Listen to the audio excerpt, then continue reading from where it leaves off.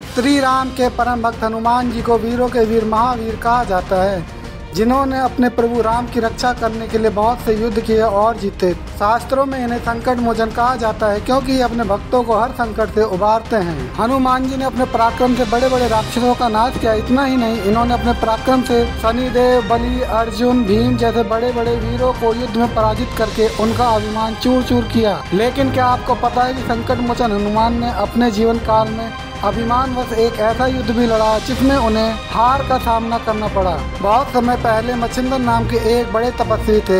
एक बार जब वे रामेश्वरम में आए तो राम जी का निर्मित सेतु देखकर वे भाव विभोर हो गए और प्रभु राम की भक्ति में लीन होकर समुद्र में स्नान करने लगे। तभी वहां वानर वेश में पहले से उपस्थित हनुमान जी की नजर उन पर पड़ी और उन्होंने मच्छिंद्र नाथ जी के शक्ति की परीक्षा लेनी चाहिए। इसीलिए हनुमान जी ने अपने लीला आरंभ की, जिससे वहां जोरों की बारिश होने लगी।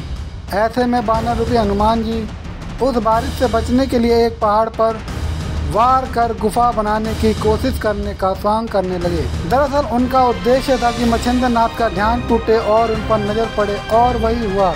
मच्छिंद्र नाथ ने तुरंत सामने पत्थर को तोड़ने की चेष्टा करते हुए उस वानर से कहा, हे वानर, तुम ऐसी मूर्खता क्यों कर रहे हो? जब प्यास लगती है तब कुआं नहीं खोदा जाता। इससे पहले ही तुम्हें अपने घर का प्रबंध कर लेना चाहिए था। यह सुनते ही वानर रूपी हनुमान जी ने मच्छिंद्र नाथ से पूछा, आप कौन हैं? जिस पर मच्छिंद्र नाथ ने स्वयं का परिचय दिया, मैं एक सिद्ध योगी हूँ और मुझे मंत्र शक्ति प्राप्त है। जिस पर हनुमान जी ने मच्छिंद्र नाथ की शक्ति की परीक्षा लेने के उद्देश्य से कहा, वैसे तो प्रभु श्री राम और महाबली हनुमान से श्रेष्ठ योद्धा इस संसार में कोई नहीं है, पर कुछ समय उनकी सेवा करने के कारण उन्होंने प्रसन्न होकर अपनी शक्ति का 1% हिस्सा मुझे भी दिया है। ऐसे में अगर आप में इतनी शक्ति है और आप पहुँचे हुए सिद्ध योगी हैं, तो मुझे युद्ध में हरा कर दिखाएं, तभी मैं आपके तपोबल को सार्थक मानूंगा, अन्यथा स्वयं को सिद्ध योगी कहना बंद करें। इतना सुनते ही मच्छिंद्र नाथ ने उस वानर की चुनौती स्वीकार कर ली और युद्ध की शुरुआत हो गई, जिसमें वानर रूपी हनुमान जी ने मच्छिंद्र नाथ पर एक एक करके 7 बड़े पर्वत फेंके। पर इन पर्वतों को अपनी तरफ आते देख मच्छिंद्र नाथ ने अपनी मंत्र शक्ति का प्रयोग किया और उन सभी 7 पर्वतों हवा में स्थिर कर उन्हें उनके मूल स्थान पर वापस भेज दिया।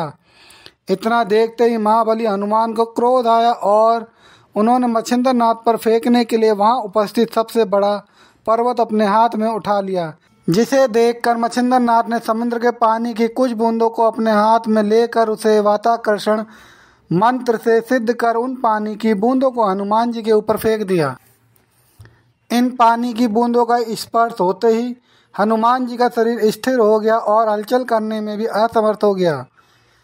साथ ही उस मंत्र की शक्ति से कुछ क्षणों के लिए हनुमान जी की शक्ति छिन्न हो गई और ऐसे में वे उस पर्वत का भार ना उठा पाने के कारण तड़पने लगे।